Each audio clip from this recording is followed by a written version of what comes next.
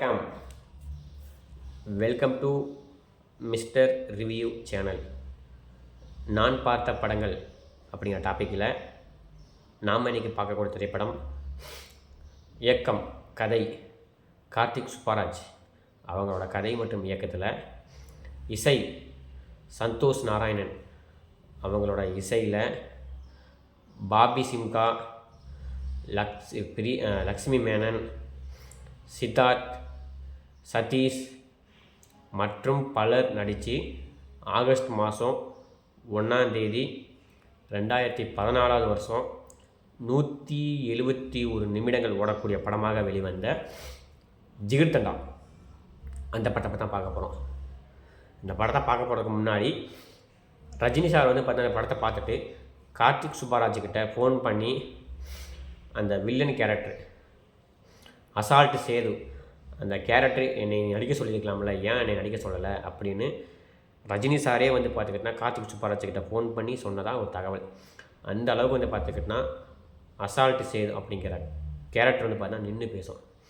படத்தோட கதை பார்த்துக்கிட்டனா தான் பார்த்தீங்கன்னா ஒரு பெரிய இயக்குனர் ஆகணும், ஒரு பெரிய டைரக்டர் ஆகணும் அப்படின்ட்டு கனவுகளோட வர ஒரு இளைஞன் ஒரு போட்டியில் பார்த்திங்கன்னா நாளை இயக்குனர் அப்படிங்கிற ஒரு போட்டியில் பார்த்திங்கன்னா ஜெயிக்கிற அப்படி அந்த ஒரு போட்டியில் போகிற 2 இயக்குநர்கள் பார்த்துக்கிட்டனா நீ ப்ரொடியூசர் பார்த்தீங்கன்னா நீ பார்த்துக்கிட்டனா ஒரு கதை ரெடி பண்ணிட்டு வா, ஒரு ரவுடி கதையை ரெடி பண்ணிட்டு வா, நான் பார்த்தா உன்னை படம் எடுக்கிறேன் அப்படின்ட்டு அந்த மேடையிலே நம்ம சொல்லிட்டு போகிறதுனால சொல்லிடுறா அப்படி.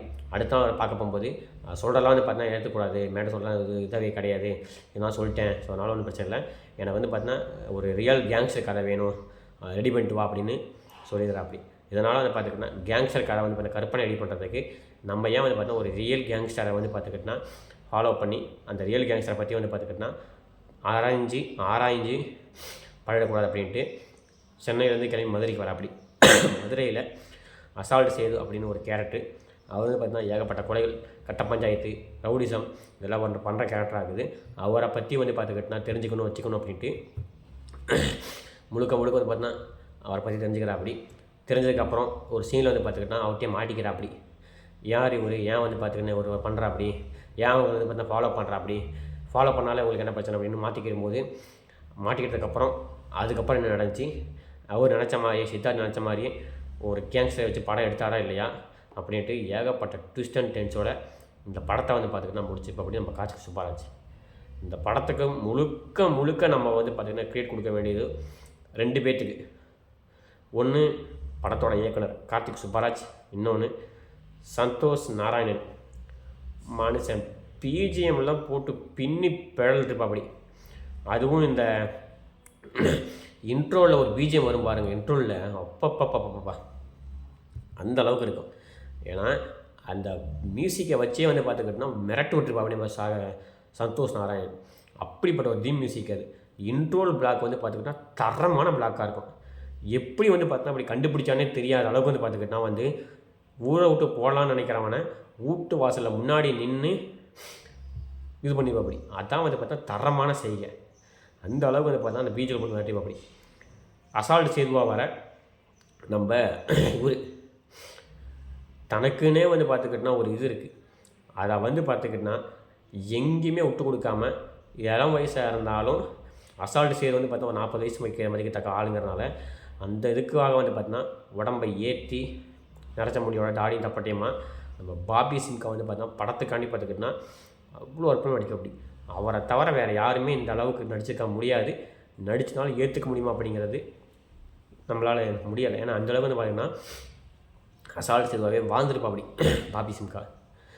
அவருக்கு அப்புறம் படத்தில் பார்த்துக்கிட்டனா லக்ஷ்மி மேனன் அங்கங்கே பார்த்துக்கிட்டனா சின்ன குட்டி குட்டியாக போனாலும் அவங்களுக்கு பார்த்தீங்கன்னா கொடுக்கப்பட்டவளை ஓரளவுக்கு தனியாக பண்ணிட்டாங்க. படத்தோட கூடவே வர கருணாகரன், ஹரிஸ் கிடையாது பேர் கருணாகரன், அவர் பார்த்துக்கிட்டனா சித்தார்த்தோட ஃப்ரெண்டாகவே வர அப்படி. படம் முழுக்க அவர் பயணிக்கிற அப்படி. அவரோட கேரக்டர் பார்த்துக்கிட்டனா ஓரளவுக்கு நல்லாயிருக்கும். எங்கேயுமே பார்த்திங்கன்னா எழுத்து பார்த்துக்கிட்டனா ஸ்ட்ராங்காக இருந்தால் எந்த கதையாக இருந்தாலும் ஓடுண்டா. பெரிய ஆர்டிஸ்ட்லாம் தேவையில்லை, எழுத்து ஸ்ட்ராங்காக இருந்து கண்டென்ட் கரெக்டாக இருந்தால் அந்த படம் ஓடும். அப்படிங்கிறதுக்கு இந்த படம் பார்த்தீங்கன்னா ஒரு மிகப்பெரிய முன்னுதாரணம். எழுத்தை வச்சு படத்தை அப்படின்னு நம்ம சவுரு பாபி சிம்கா அந்தளவுக்கு வந்து பார்த்த படத்தில் செம்மையாக அடிச்சிருப்பாங்க.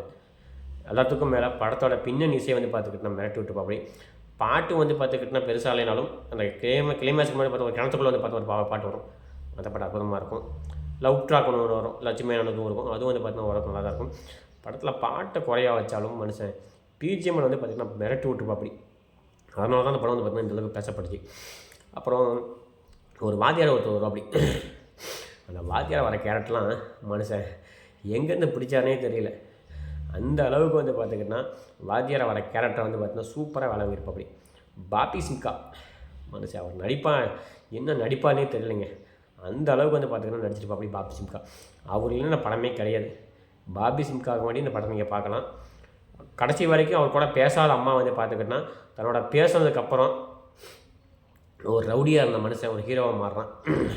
ஒரு ஹீரோவான மனுஷன் ரவுடியாக மாறான் அப்படிங்கிறத கிளைமேக்ஸ் ஒரு சின்ன டியூஷன் முடிச்சிருப்பாங்க. விஜய் சேதுபதி பார்த்தா சின்னதாக ஒரு குட்டியாக ஒரு கேமியோ பண்ணியிருக்கா. அப்படி அது எதிர்பார்க்காத ட்விஸ்ட்டாக இருந்துச்சு. அது வந்து பார்த்திங்கன்னா நல்லா தான் இருந்துச்சு.